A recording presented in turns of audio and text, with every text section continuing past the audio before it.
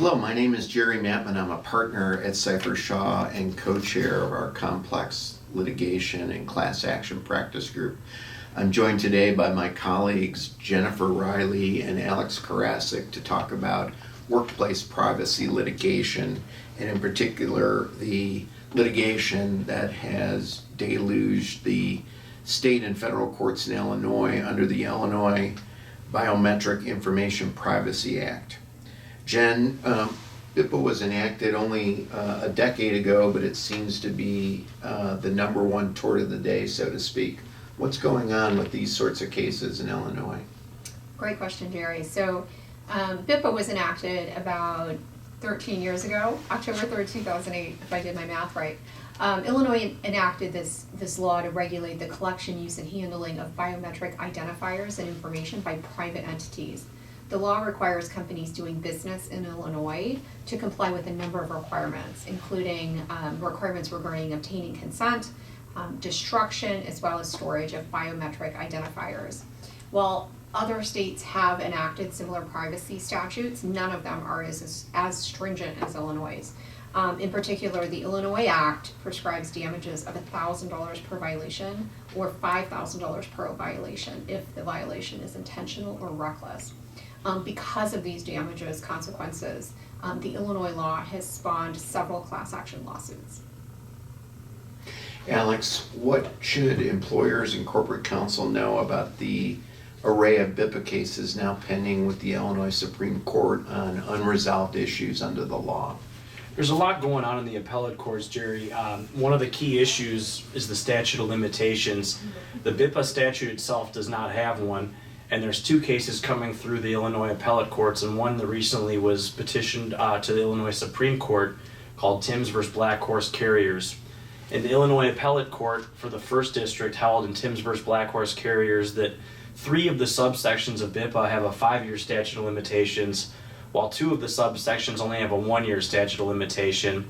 There, the employer argued that the statute of limitations for privacy claims in Illinois, which is 1 year, should apply, and the plaintiffs argued that the 5-year catch-all statute of limitations should apply. And the court kind of split the baby and held that the elements of BIPA that involve disclosure or publication of the information can have a 1-year statute of limitation, but the other 3 subparts of BIPA have a 5-year. So that's quite unique to have one statute that's got 2 separate statute of limitations for its subparts. And there's actually another case in the Illinois Appellate Court in the 3rd District, Marion versus Ring Container Corp. And that case has actually 3 statute of limitations issues. They're arguing it's either a 1-year, 2-year, or 5-year. So I think that case may end up in the Illinois Supreme Court as well. And ultimately, the Illinois Supreme Court might be deciding which statute of limitations will apply. There's another case right now that's already been argued before the Illinois Supreme Court, McDonald versus Symphony Bronzeville. And there, the Illinois Supreme Court is looking at whether the Illinois Workers' Compensation Act preempts BIPA claims for statutory damages. Now, it's important to note that given it's the Illinois Workers' Compensation Act, this defense would only be applicable for employment context BIPA cases, but nonetheless, it could be a very important case for employers should the Illinois Supreme Court rule in favor of the employer in that case. So ultimately, businesses should stay tuned and pay attention to these cases because they could ultimately shape BIPA litigation for the future. Sounds like 2022 is going to be a bellwether year for BIPA litigation. Absolutely. Jen, what have you seen across the United States in terms of other jurisdictions, other states regulating the workplace with privacy laws and creating BIPA-like statutes that generate so much litigation? Great question, Jerry. So there are a few other states and municipalities that have enacted similar privacy laws. None of them are enacted yet are as stringent as Illinois' law, and they also vary in terms of whether they create a private cause of action. Most recently, last summer in July of 2021, New York City, that is, enacted a new biometric privacy law that requires businesses in the entertainment, restaurant, food industry, and similar establishment, retail stores that use biometrics to post signs informing consumers and customers that they're collecting biometric activity or biometric information. California has a law as well. The damages under the California law notably are a lot less than Illinois. It's $100 per violation or $750 per willful violation. Texas and Washington have laws as well as Portland, Oregon. So I anticipate we'll see additional states and municipalities enacting or considering at least similar laws in the years to come. Alex, in Illinois, obviously residents of the state are getting notices of the $650 million Facebook settlement and the $92 million TikTok settlement, both BIPA class actions that settled in the last 6 months. Putting on your problem-solving hat, what can corporations and corporate counsel do to get ahead of this risk or ahead of this problem to eliminate or mitigate BIPA-like exposures? Absolutely, Jerry. Those are some eye-popping numbers, and employers should pay attention.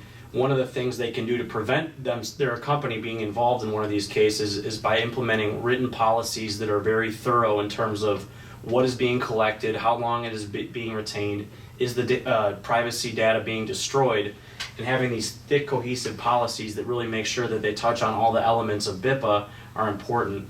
Another one is the consent form, and a lot of the BIPA litigation that we've seen involves employees who never signed consent forms, and if they don't have a consent form signed, given that statutory damages are available in technical violations, it can be problematic for employers.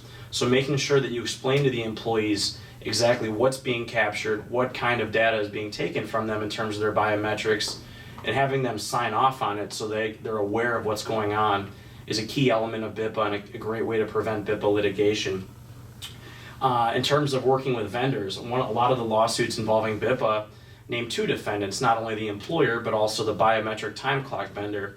So it's important when companies contract with these vendors, they discuss these things. How long are you going to be retaining the data? Are you going to destroy it? You're not going to disclose it to any other third parties, correct? Making sure all these issues are addressed with vendors is another great way to get in front of these issues and prevent BIPA litigation. And finally, arbitration agreements with class action waivers. To the extent an employer does find themselves in one of these issues, if the named plaintiff signed an arbitration agreement with a class action waiver, this could be a $1,000 or $5,000 problem as opposed to a $650 million problem. Jen and Alex, thanks so much for your insights and analysis in this area of fertile workplace privacy class action litigation. For more information on Seyfarth's Workplace Class Action blog, please subscribe and listen in. Thank you so much for your attention.